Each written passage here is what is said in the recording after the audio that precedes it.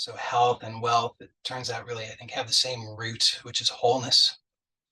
And happiness here is maybe a catch-all for peace, joy, harmony, contentment, which is, we could say, the divine qualities of your true nature. So, what does it mean to relax? It means that you don't have to try to get something because the attempts to get something prevent you from getting it. Because there's a underlying assumption when we're trying to get something that we don't have it, or that it needs to be gotten, or that we're lacking something essential. And so all of the attempts to get it, to grasp it, to hold on to it, because they're founded on that assumption, there is an underlying anxiety. And so it works against us. We're assuming that there's a lack, but what it is that we want is wholeness. If you assume that there's a lack, you can't recognize the wholeness because the wholeness, by definition, is lacking nothing. And so we have to relax into our wholeness and our intrinsic wellness, happiness, peace, contentment, joy, harmony. So that's the invitation. It's an invitation to really discover that. Well, we'll think whatever we're going to think about that. So there'll be some idea about what it is that all of that means. And that turns out also to be an obstacle. It's inevitable that there will be some idea that we approach this with some assumptions about what it is that this health, wealth, and happiness is, and who we are, and what needs to be done, and what it means to relax, and what it will be like when we've got it. All of that is based upon what we could call ignorance. So there's and this ignorance is fundamentally just ignorance of your true nature, or of the nature of reality, what this is really all, what all this really is. Again, we have these mistaken ideas about who we are and what all of this is, and then we think necessarily that there's something, some condition that needs to be met before we can attain the health, wealth, and happiness that we desire.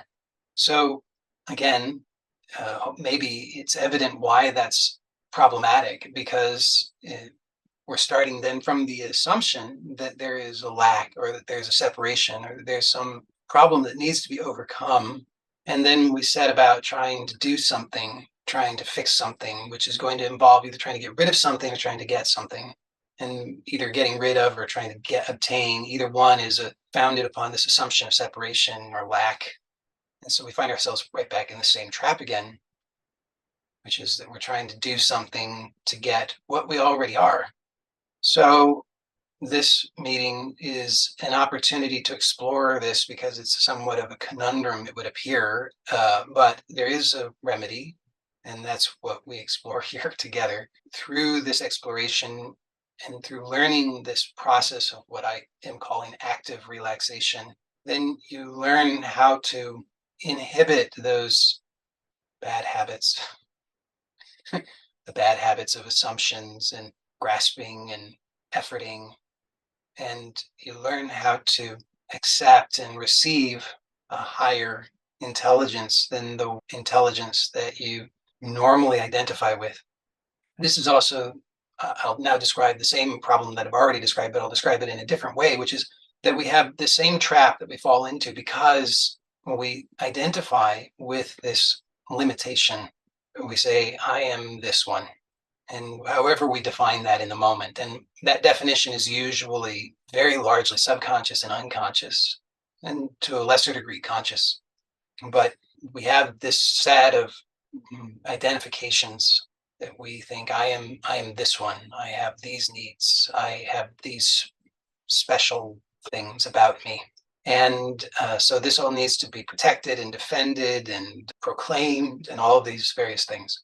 Then we simultaneously have this recognition that we want peace. We know that we struggle with all the things that we struggle with. We know that there's what we could broadly categorize as suffering. If you don't like that word, you can substitute a different word, whatever word you prefer.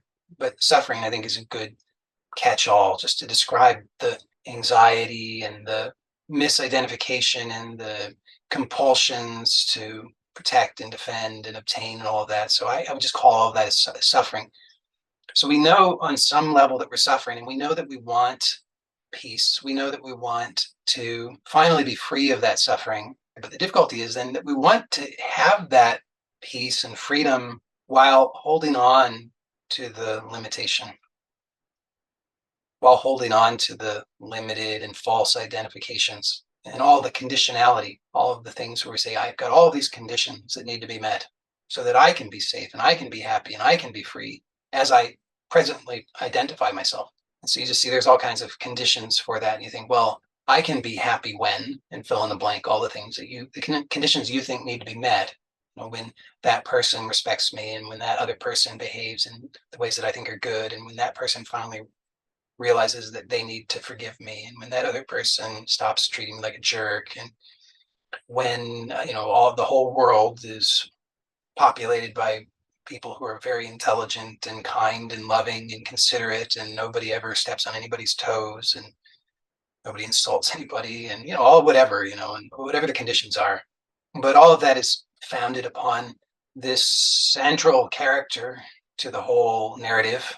It's you, or you think is you, which is just defined by all of these assumptions and conditions.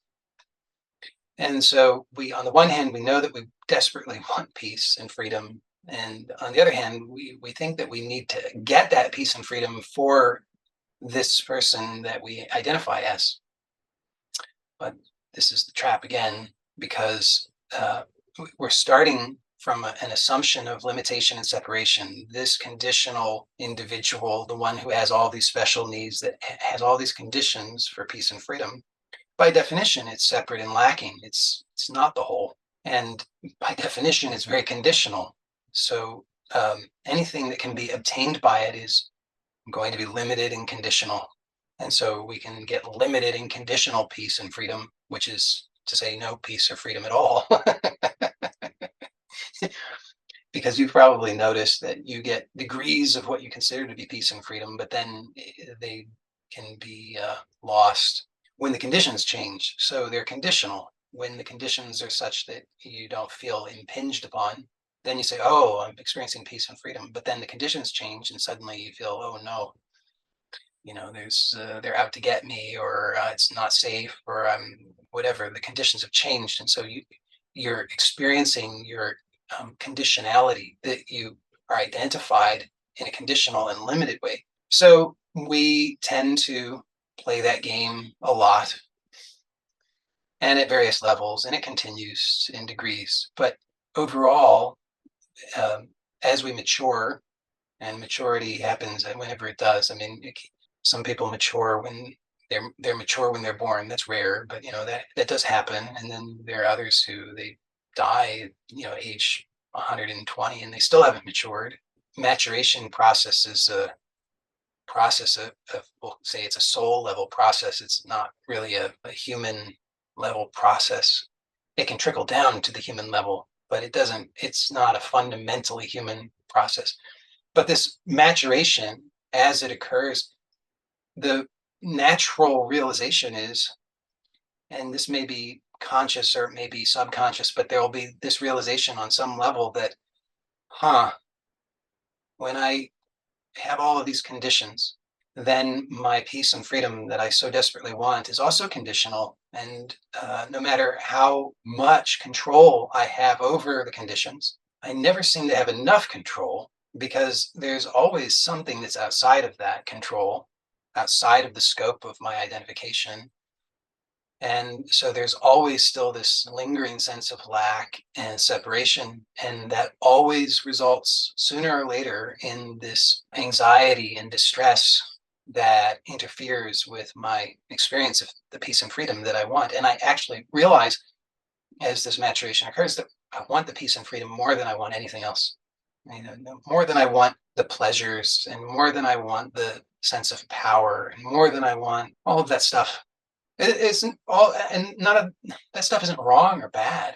It's not that we necessarily have to get rid of all of that. That's maybe a common misunderstanding, is that we have to get rid of power and pleasure in order to fully realize the peace and freedom that we really want. And it's not true, but what is true is that we have to get our priorities straight.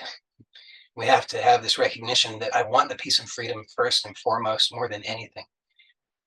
It's like in the New Testament when something about, first seek ye first the kingdom of heaven and all else will be added.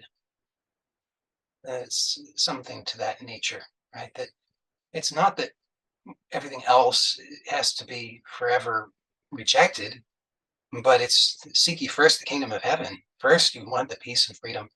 That peace and freedom has to be the foundation. I mean, again, another New Testament quote is that, well, I'll paraphrase, but be like the man who builds his house upon the stone, not like the man who builds his house on the sand, right? So it's the same sort of notion. If you don't have your priorities straight, if you're seeking first the pleasure and the power, then you're like the man building his house on sand and it's conditional. And so when the conditions change, your foundation is gone and your house can't stand if there's no foundation.